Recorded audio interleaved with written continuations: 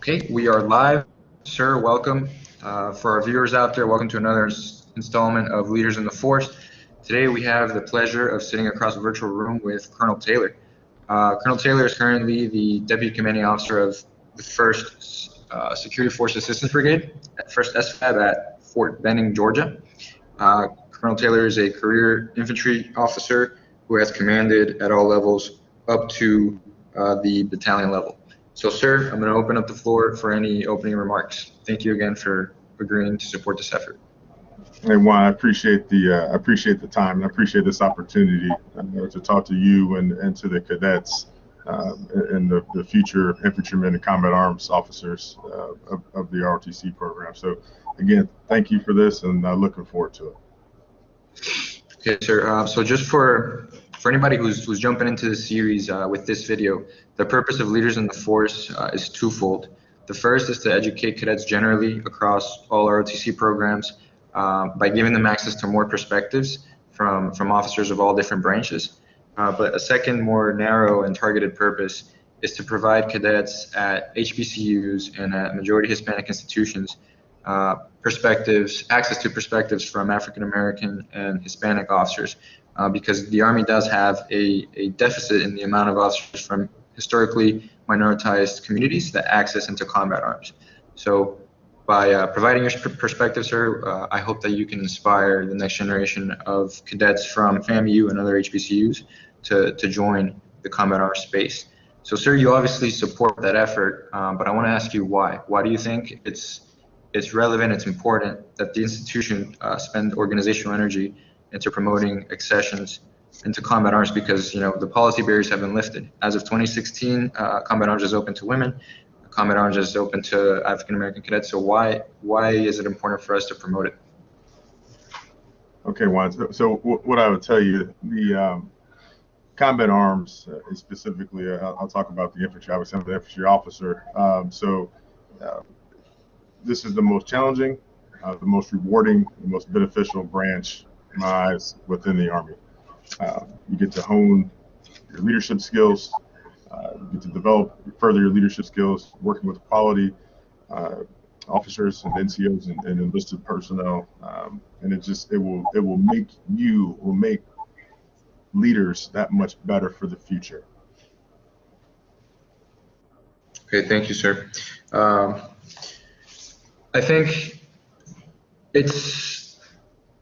there are contrarians out there who disagree with efforts to promote diversity because they think it's just some sort of like politicized move. But I like to explain to whoever hears this that we're trying to undo the residual effects of policies of exclusion back in the last century. So if African Americans were excluded from leadership roles in combat arms prior to 1948, that had a lasting impact in the amount of cadets and officers that got to lead combat units post that exclusion, and those effects are still felt today. So when we hear about, you know, the generals of logistics, African American generals, a cadet looking at the walls of the Hall of Fame here at FAMU is going to see all those colonels, all those generals, and it's going to think, hey, if I want to make general, I got to go quartermaster, I got to go logistics. So that's why it's important for me, because I want my cadets to understand infantry is a space for you. Infantry is a space where you will test your leadership and grow multidimensionally.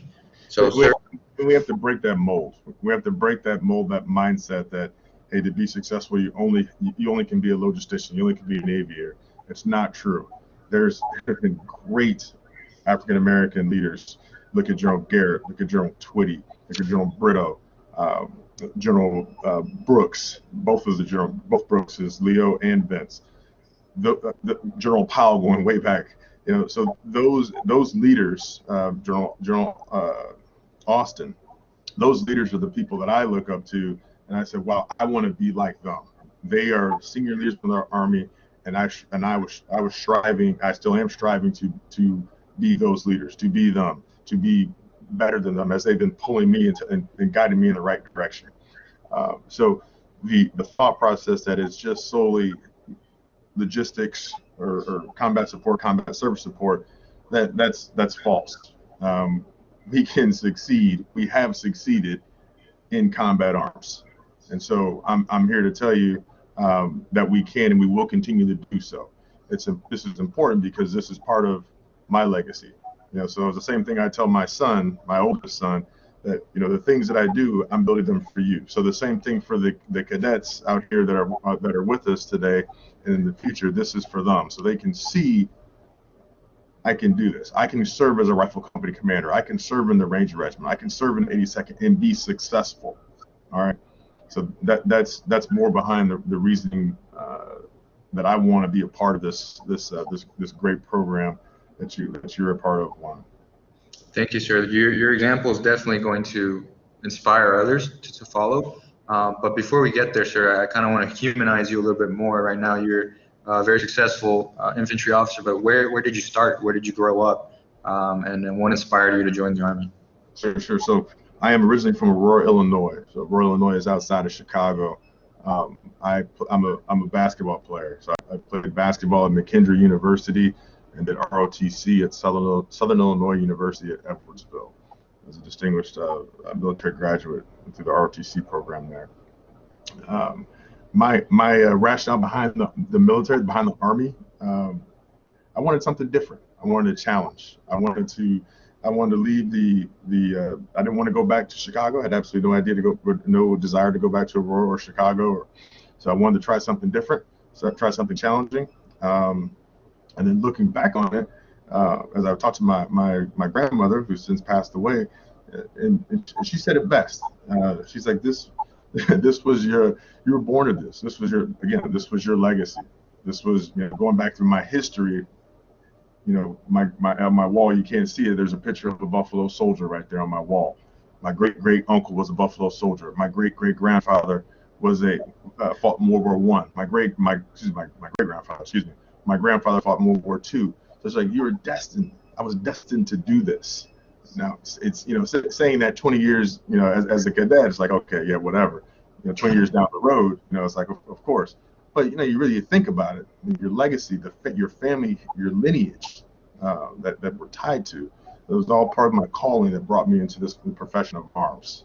All right. So again, it goes back to why I'm so passionate about passing these my experiences onto soon to be junior officers and cadets. So anyway, that's in a nutshell why I joined the Army, and specifically why I wanted infantry. I picked, on my list, I had infantry number 1, and I had Fort Bragg 82nd Airborne Division number 1. And I was fortunate, I got both of them. But I wanted to be the best. I wanted to work with the best. I wanted to serve in the Ranger Regiment. I wanted to do all those things. So I looked at guys like General Powell when I was a cadet, reading his book, My American Journey. I looked at my brigade commander at the time, which I was going to his brigade, 1st Brigade 82nd, was Colonel Leo Brooks. I saw pictures of him, and that's what I wanted to be. I wanted to be that infantryman. And so he inspired me to serve and to push myself to be the absolute best. Yes, sir. Thank you. I definitely agree that if somebody's looking for a challenge, if somebody's looking to push themselves more than any other space, the infantry is where they should go. But some cadets might look at the prospects of a 20-year career and not be sure if that's what they want to do. We have cadets who kind of view the Army, ROTC, and the Army as a tool for socioeconomic mobility, and I tell them there's nothing wrong with that. That was my case as well. I knew I needed to pay for college, but you do have to understand that there's a leadership and a service aspect to this, and that needs to come first. So without disregarding those perspectives, what would you say to somebody who is looking at the infantry and isn't sure about what sort of marketable skills you can gain from it? Because I asked them, hey, what do you want to branch? And they say AG or quartermaster, because the occupational translations are obvious. But you, sir, you've commanded at company and battalion levels. Right now, you're the second in charge of an organization of hundreds of soldiers. So what would you say to your civilian employer 10 years from now about your career as an infantry officer? It revolves around one thing, and it's leadership. So as an infantry officer, you are required to be a extremely proficient leader. you're going to learn, you're going to grow. Not expecting you to be infantry officer to be a platoon leader to be the best when he's a platoon leader. Right? He's going to get better. But equating to the civilian workforce, my job, my role, it's leadership. Is there problems and issues that come in here that they're not just battle drills and small unit drills and whatnot. It's leadership. So we talked earlier before the recording about working for Amazon or something to that effect, or Google. It's not necessarily, okay, great, you're an infantry officer, but it's the leadership skills that you acquire from being an infantry officer that are going to make you successful. The challenges that you're going to see on a daily basis, whether in garrison or in combat or a training environment, that are going to make you that much better. So going AG or going logistics or whatever the case may be, sure, you'll have some leadership challenges as well, but not to the extent that you're going to have while serving as an infantry officer. It's going to continue to, again, hone those skills, hone that craft, and get you that much better. Serving as a rifle company commander out there with your soldiers on a daily basis, as a rifle battalion commander, going through those challenges every single day.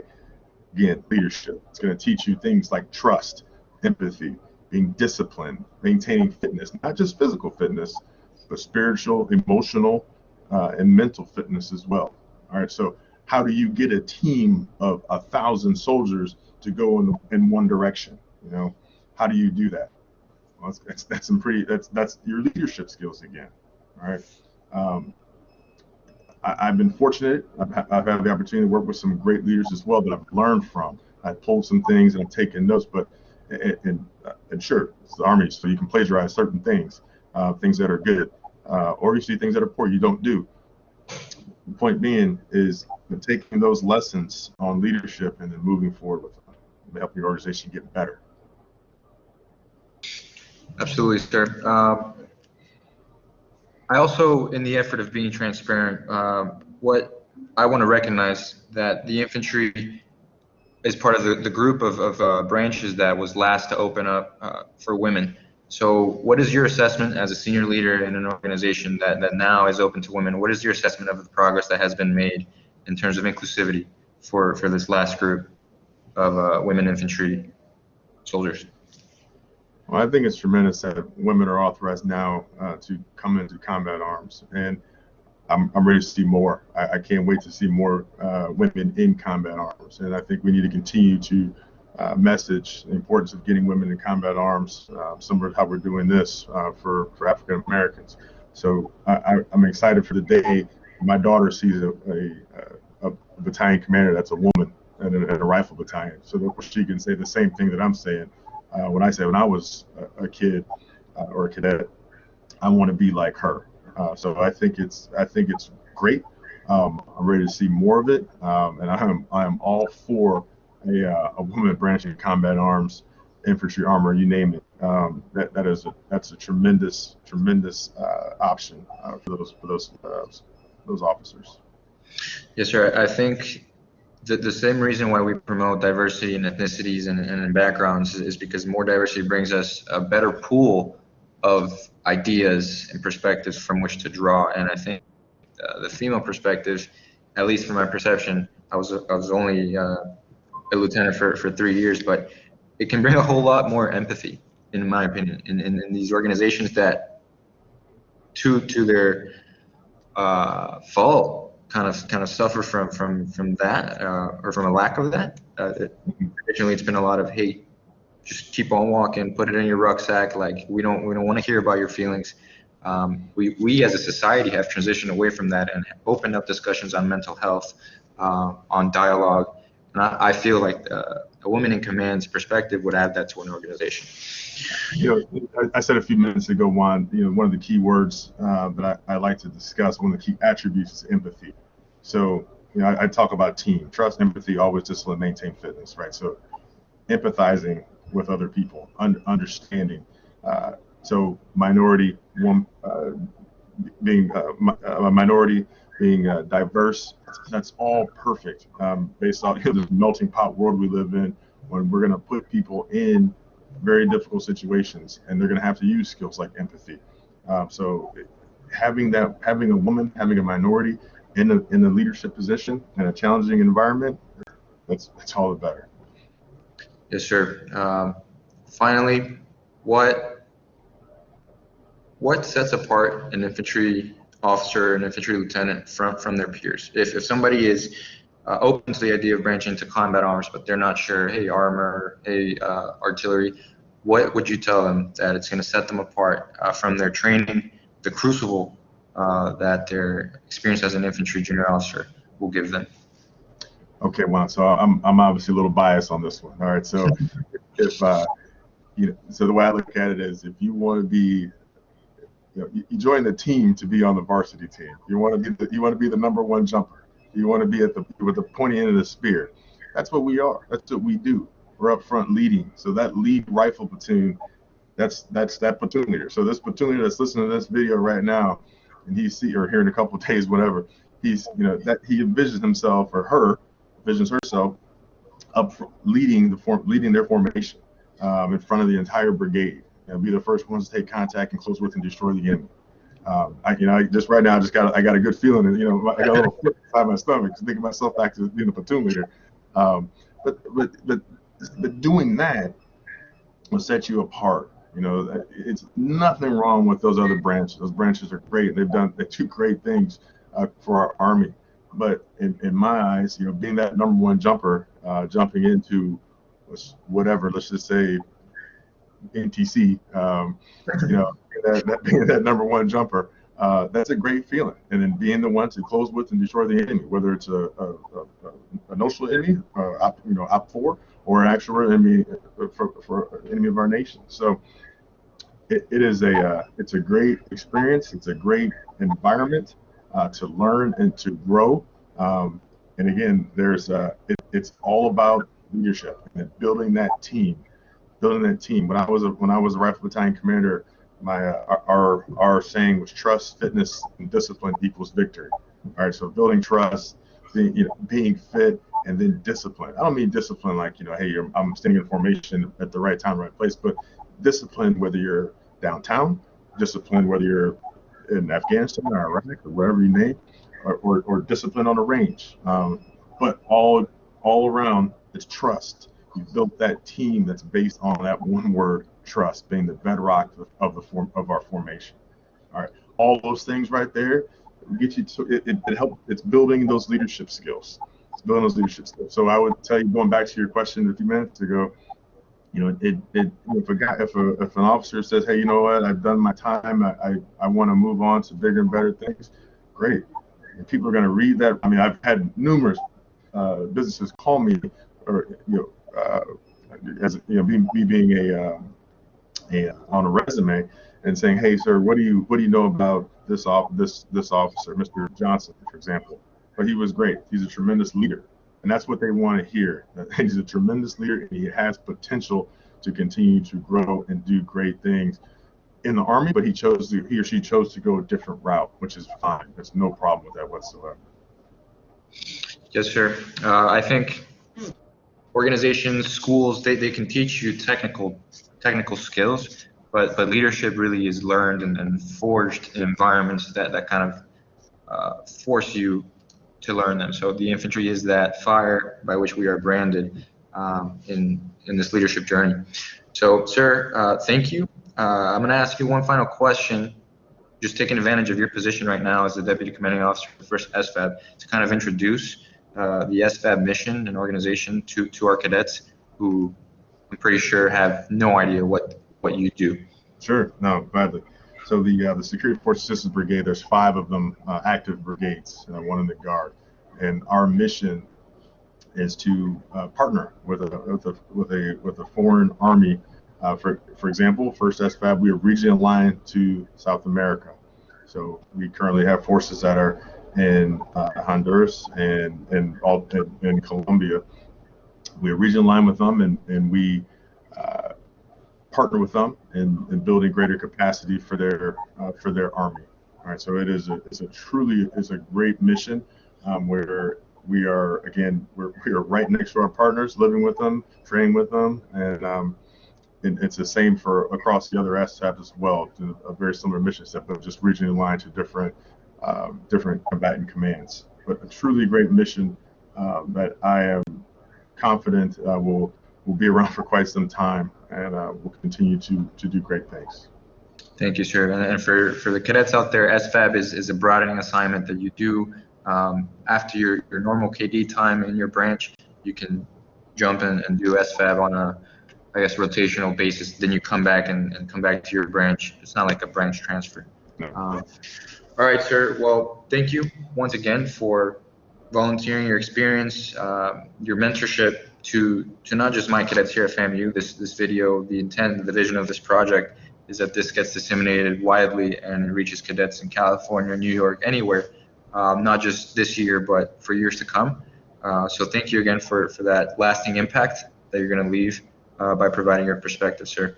I'll open up the floor to you for any closing comments. I really appreciate this opportunity, and for the cadets that are listening in, who are on the fence with branching infantry, or who are 100% sure they're going to branch infantry, it's a great option. It's a tremendous option. I've been very fortunate. I've served in the 82nd. I've served in the Ranger Regiment. I've served in the 1st Infantry Division. I've served in 25th. I've served in great infantry organizations with some great leaders, and I've learned a ton. I've learned a lot. So once you get to the organization, I would tell you to be a sponge. Learn as much as you possibly can, and take these experiences and continue to get yourselves better. I look forward to seeing future cadets who say, yes, this is what I want to do. I want to follow the footsteps of those journal officers that I named up in the beginning of the video. It's a great opportunity. I look forward to hopefully meeting some of you guys. Juan, when you come up to Fort Benning here at the end of March, we'll set up some time in the conference room, and we'll do a Q&A if we can. But this is a great opportunity, and I look forward to hearing from you guys soon if anyone has any questions or like any further dialogue. Thank you, sir. Thank you for that extension of that invitation. I will definitely take you up on that. So everybody, thank you once again for tuning in to another episode of Leaders in the Force. Stay tuned for the next one. Bye-bye.